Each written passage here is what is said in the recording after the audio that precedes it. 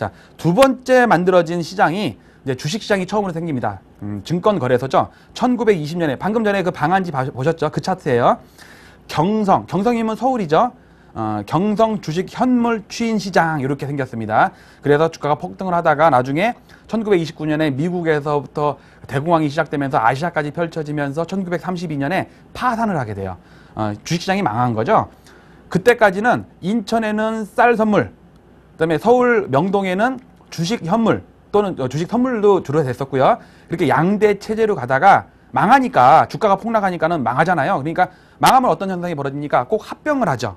두 개를 합병을 합니다. 그래서 나중에 데모도 일어나고요. 권총도 쏘고 하는 게 신문에 기사된 거 제가 나중에 한번 또 보여드릴 거예요. 서로 이제 인천에서는 한 30-40%의 사람이 인천 미두 시장에 관련된 일을 하고 있었어요. 방직 여공들 있잖아요. 쌀 선적하고 그렇게 했었는데 그게 없어지면서 서울로 가버리면 인천 경제는 어떡하자고. 그래서 못 간다. 막 데모하고요. 권총 소리 나고 육철포 소리 신문에 나오고 막 그런 것도 보면은 야, 진짜 1930년 지금부터 거의 100년 전에도 이렇게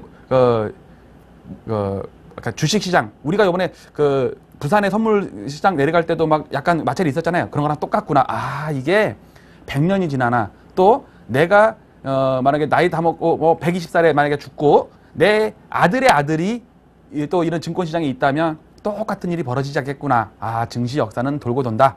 그래서 온고지신, 과거를 알아야지 현재를 현명하게 대처할 수 있을 거 아니겠습니까? 자, 마저 차트 보시면요. 자, 그 다음에 그래서 1932년에 어떤 일이 있었냐면요. 두 시장을 합병을 합니다. 그러면서 조선 추인소령이라고 처음으로 법률이 만들어져요. 참 희한한 거는 1932년에 만들어진 거래법으로요. 해방되고 나서 1956년에 대한증권거래소가 발족이 되면서 그 법을 적용을 시켜요. 즉 일제시대 때 만들어졌던 법으로 거래소를 만듭니다. 그래서 나중에 학자들이 거래소 자체가 무효다. 거래소 설립 자체가 무효다. 왜? 법이 없이 만들어졌으니까. 그래서 나중에 법이 만들어졌죠. 1962년에 거래소 증권거래법이 만들어진 거죠. 그 전에는 조선 추인소령으로 근거해가지고 만들었기 때문에 학자들에 따라서는 쭉 보니까 과거 걸 보니까 지금은 그런 논란은 없지만 과거 걸 보니까 거래소 자체가 무효다. 이런 요번에 우리 얼마 전에 미디어법 할 때 절차가 어떻기 때문에 무효다 이런 논란이 있었잖아요. 똑같습니다. 자, 그다음에 이제 32년에 이제 그게 만들어져서 또 화랑이 됐었어요. 그러다가 39년에서 이제 일본이 대륙 침략을 하면서 이 거래소가 하나의 전시 조달 창구가 돼버린 거예요. 국채가 거래가 되면서. 그래서 이제 유명무실해졌습니다. 32년에 조선 추인소가 되면서 나중에 43년에 조선 증권 추인소입니다. 증권자가 붙었죠. 그전에는 조선 추인소라서 증권 미두 같이 했었는데 그래가지고 쌀 선물 인천 미두 시장은요 나중에 기미부 이렇게 바뀌고요. 그다음에 경성 주식 현물 추인소는 증권부 이렇게 증권부 기미부 이렇게 두 개의 부서로 나뉩니다. 그러면서 계속 결례가 됐겠죠. 그러다가 이제 43년에 이제 미두 선물 시장은 필요 없다. 그다음에 나중에 현물 시장으로 미국 시장에서 실제로 매매가 되고 선물 매매 안 하고 이제는 그냥 주식 매매만 하자 그래갖고 조선 증권 추인소라고 1943년에 이제 바뀝니다. 그때 한 4-5년 하다가 이제 일본이 패망을 하면서 미군이 주둔을 하겠죠. 미군이 딱 주둔해 보니까 야, 일본 동경 대판 다 폐쇄시켜. 이거 경성 명동에도 있네. 이것도 폐쇄시켜. 어차피 미군들이 볼 때는요 일본이나 우리나라나 똑같이 패전국으로 묶음으로 봤기 때문에 똑같이 취급을 했던 것 같습니다. 그리고 나서 비로소 이제 해방이 되고 나서 1949년에 동경거래소가 발족을 합니다. 문을 다시 열죠. 그러니까 우리 한국에 있었던 증권 관련된 사람들도 야, 일본이 열었으면 우리도 열어야 되지 않느냐. 그런데 이제 법이 없고 하다 보니까 국회의원들한테 빨리 법안 좀 상정시켜 주십시오 하다 보니까 계속 이렇게 안 되는 거예요. 나가리가 되는 거예요. 나가리가 법률이.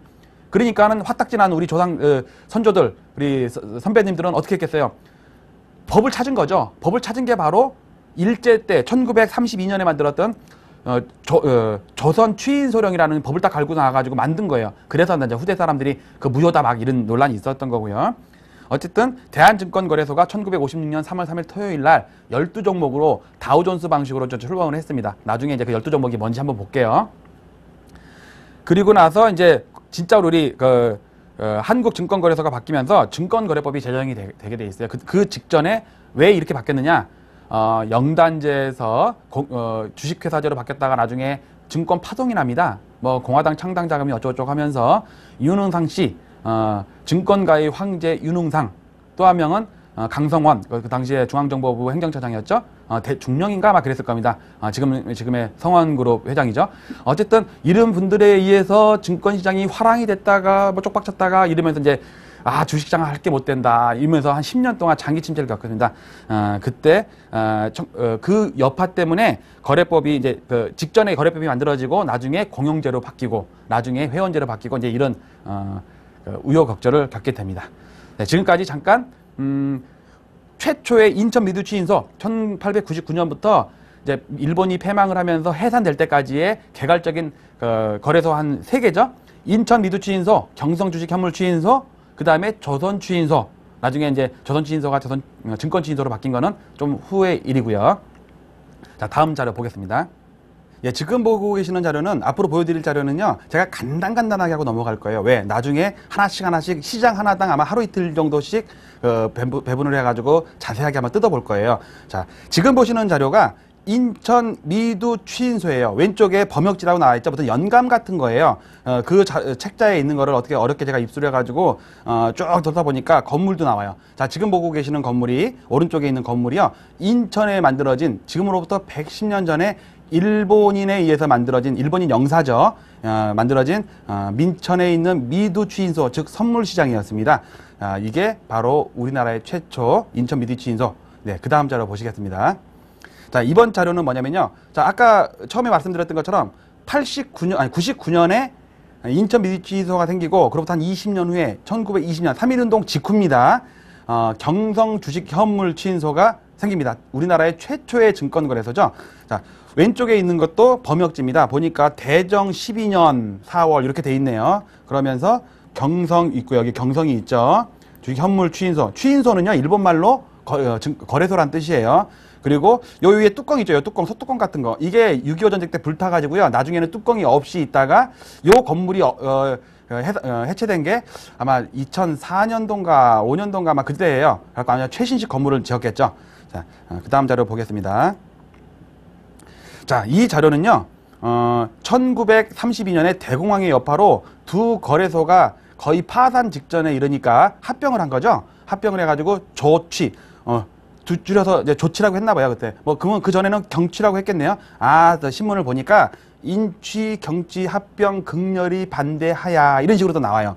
아까는 처음에 인취, 그 다음에 경취, 지금은요, 조치입니다. 아까 그 두 거래소가 합병이 돼가지고, 인천 미두추인소는 기미부, 기한이 있는 쌀이다 이런 뜻이에요. 선물 매매를 하니까 3개월물, 1개월물 했을 거 아니에요. 그 다음에 경성 주식현물추인소는 증권부를 해가지고 아까랑 건물은 똑같은 거예요. 요 건물은 똑같아요. 이제 각도만 다른 거고 책자가 좀 다른 것 뿐이지. 자, 조치라고 이렇게 나오는 이런 세 번째의 거래소 건물을 봤습니다. 자, 이거는 좀 1956년 3월 3일 날 재개장한 대한증권거래소 건물이죠. 자, 그 직전에 왜 이게 재개장했냐면 46년에 미 군정청에 의해서 해산령이 떨어져요. 자, 왼쪽에 요 지금 신문 공고가 있죠. 법령제 43호 이렇게 해가지고요. 조선 주식추인소의 해산에 관한 건 이렇게 나옵니다. 그런데 날짜가 1946년 1월 달이네요. 자, 장군 이름이 뭡니까? 아취엘 러취 장군이에요. 참 이름도 참 웃기죠. 예, 아취엘 러취 장군이 나와가지고 거래소 문 닫어 이렇게 명령을 내려가지고 문이 닫힌 거고요. 처음에는 대한증권거래소, 요게 대한증권거래소가 1956년에 있었던 거고요. 주식회사자가 붙죠. 요게 바로 증권파동, 1962년 증권파동을 일으켰던 영단제에서 주식회사제로 바뀌면서요. 주식이 발행이 돼가지고 그 주식이 상장이 돼요.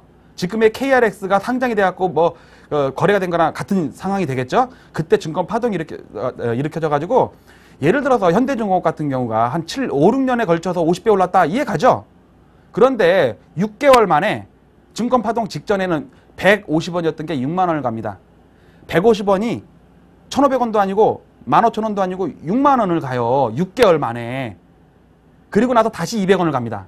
그게 바로 증권파동. 한증주와 대증주, 연증주 이렇게 이름을 두 가지로 붙이거든요. 대증주, 대한증권거래소 출자증권, 연증주, 여기 하면 연합증권금융. 지금의 증권금융이 있죠? 나중에 파산을 해요. 그때 꼬라박은 돈이 시중은행 6개, 5개였구나. 한일은행이 제일 많이 이렇게 정부에 이렇게 지원을 하게 됐고, 하여튼 그런 아주 아픈 역사가 있었던 그런 대한증권거래소와 주식회사 대한증권거래소.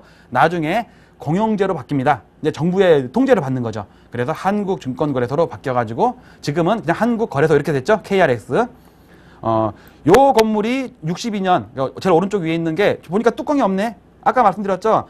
경성 주식현물추진소에 뚜껑이 있었는데 그 소뚜껑을 누가 떼어간 거야. 불이 나가지고 6.25 때 불 났다고 하더라고요. 갖고 거기를 이제 없는 상태에서 62년에 대한증권거래소로 발족을 했다. 그 밑에 있는 건물은 뭐냐면요. 여기 보시면 오른쪽에 보니까는 밑에 보면 대한투자 신탁 이게 명패도 보이죠. 삼성증권 투자증권 이렇게 보이잖아요. 이게 마지막으로 이 건물이 쓰러지기 전에 한 4, 5년 전에 그 명동에 있었던 건물이에요. 이 건물이 거의 80년의 역사, 90년의 역사를 갖고 있었다. 이렇게 보시면 될 것 같습니다.